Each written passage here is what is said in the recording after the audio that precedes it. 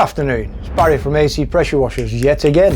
Today we're going to give you some idea how a pump works, where it gets its pressure from, where its pressure goes and where it loses pressure. Also what happens when things go wrong with the pump, for instance if a valve goes, if something gets stuck in a valve, if a seal goes, if an O-ring goes. We'll give you some idea of what to look for.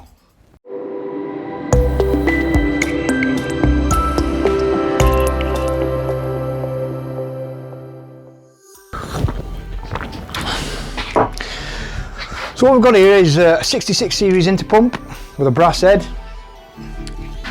We've cut it away so you can actually see the workings of the inside of the pump. Well, the pump head at least anyway. Here we've got the valve, that's the top valve. This is the pressure chamber. This is what we call the transfer chamber. It transfers low pressure from this chamber through this valve into here, through that valve and out through the pressure chamber, hopefully at the right pressure. As you can see, this is the inlet. This is where the water goes at low pressure or at negative pressure sometimes.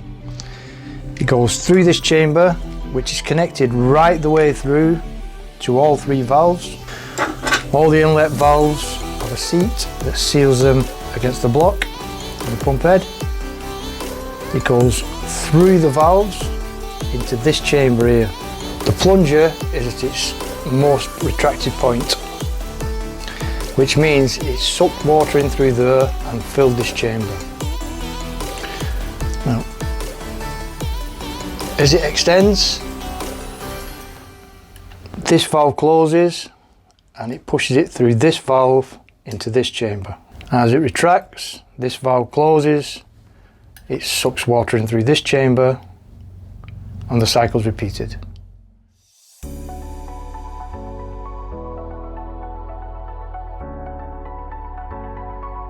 In the last video we explained that whatever this plunger displaces in this chamber is forced out through there and into this chamber and then onto the unloader valve and out through the lance. And similarly, when it's retracted, it sucks in the same amount of water that it's displaced on the previous stroke.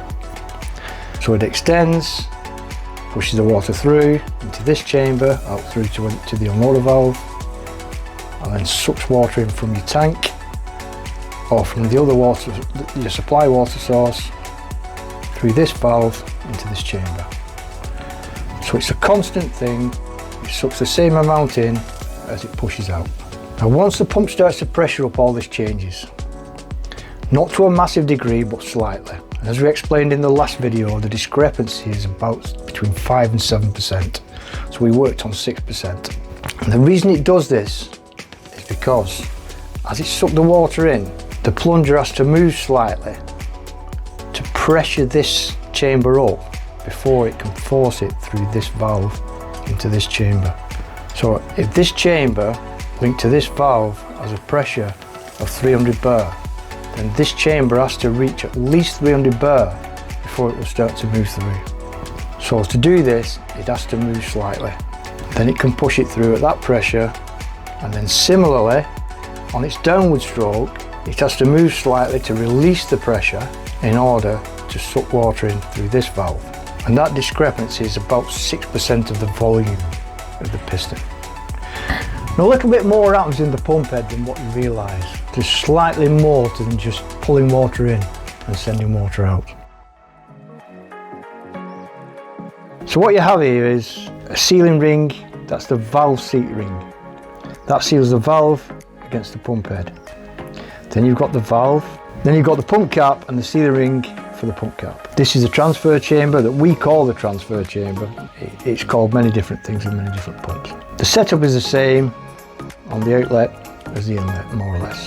So what we have here is a head ring, which is shaped usually the same shape of the inside of the pressure seal. And so you've got the pressure seal, you have a packing ring, you have an intermediate ring, and this is the seal carrier. Now just to show you that,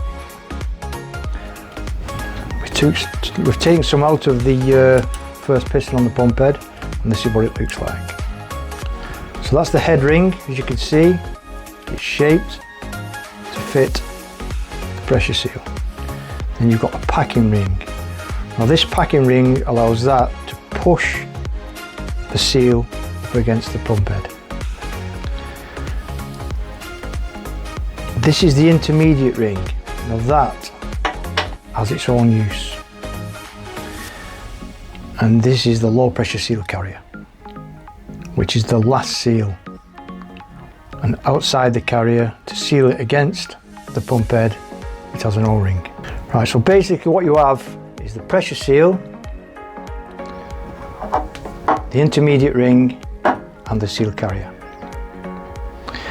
Now this intermediate ring is important because it separates the two sets of seals.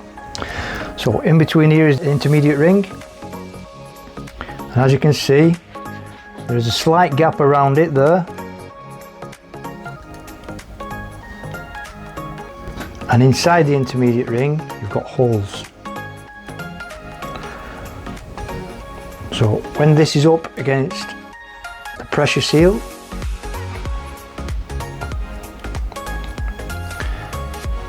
and the low pressure seal fits around here, you've got this void in between. And this is important because any water escaping through this plunger, through this seal, ends up where the intermediate ring is. And so it doesn't force it out through the low pressure seal. In here, there's a hole that goes to the inlet chamber. Now there are certain circumstances where this will not happen, and we'll discuss that later. What happens is, especially when you've not used your pump for a while and your seals are dry and they're not expanded to what they should be, on the first couple of revolutions of the pump, your plunger will try to pressure the water. Now if your seals are slack, or they're not just quite fitting as they should do, it will force water behind this seal. It will come out into the intermediate ring, through the channel, into there, and get sucked back in on the next backward stroke. This is important because it keeps this seal lubricated from behind, and it keeps the piston cool. I know we're not going to discuss what happens when things go wrong in a pump. Now, things usually only go wrong in a pump through user error or bad maintenance. These pumps, they'll last for a very long time. We recommend changing the seals once every 3 to 6 months, just to keep the pump working as it should. But we've known these seals to last years. If people look after them properly, they'll look after you. So the first thing is, if you leave the pump for a long time, obviously the seals dry up, these little O-rings can dry up. Now sometimes you may get one of these seals splitting, and these are the valve seat seals that seal against the pump head.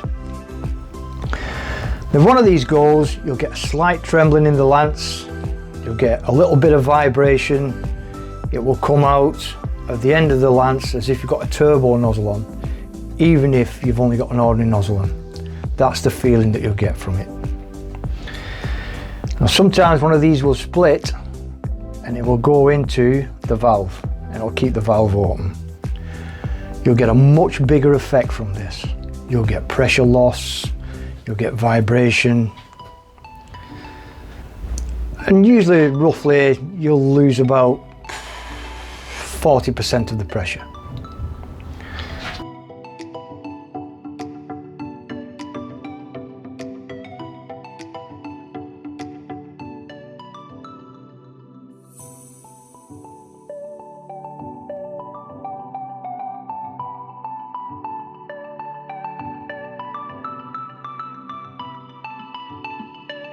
If these seals get worn, you'll get a bit more water coming through the intermediate ring, which will then go down through there, into the inlet valve, into the transfer chamber. If your low pressure seal goes, which is this seal here, that's more serious. If the low pressure seal goes, when this piston retracts, it will try to suck water in through the inlet valve from the inlet chamber, but it will also suck from the intermediate ring into the inlet chamber and into the transfer chamber. Now if the low pressure seal is worn, it won't just suck the water in, that chamber will be filled with air.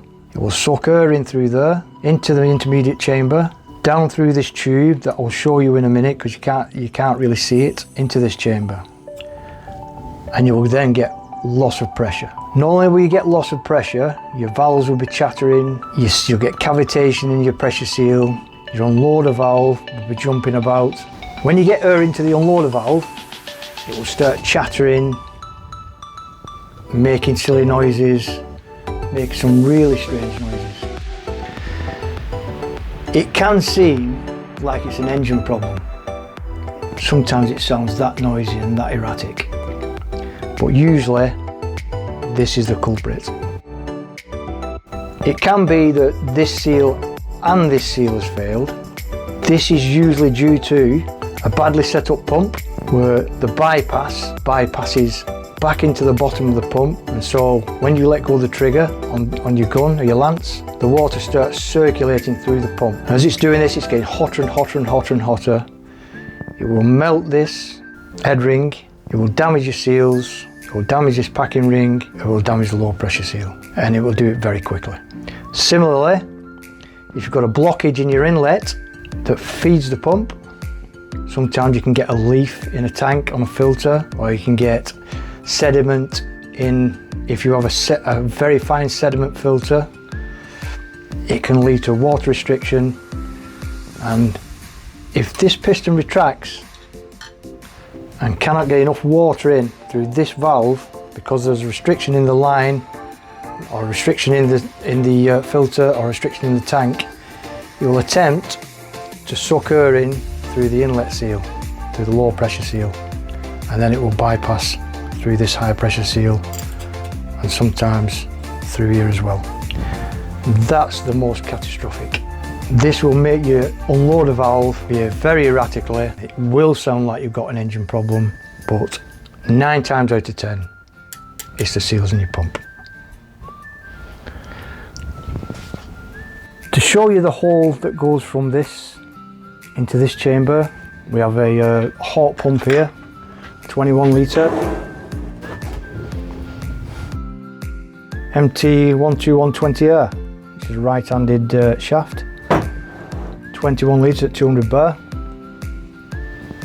right up to 25 litres at 200 bar, depending on whether you run it on a gearbox or a pulley. We've taken the pump head off. As you can see inside, the high pressure seals, and that's the hole that leads from the intermediate ring.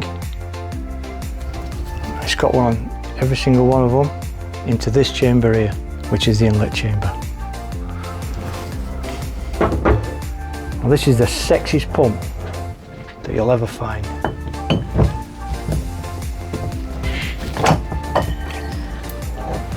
It looks like it's been made by rocket scientists in Batman's cave. That is awesome. So there you have it, the basic workings of a plunger pump, with a few things to look out for regarding seal failure, valve failure. And remember, if you keep an unrestricted flow into your pump and you don't exceed the pressure on your equipment coming out of the pump, your pump will work fine. So don't forget to like, share and subscribe. If you have any requests for future tutorials or videos, let us know in the comment section below. And remember, it's not rocket science, it's rocket wash.